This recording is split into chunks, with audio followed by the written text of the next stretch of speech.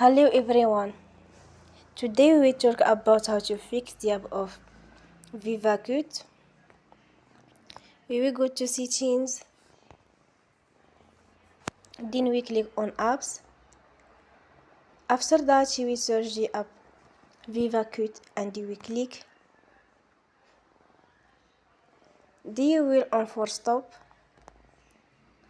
After that we go to storage. Then we click on clear cache.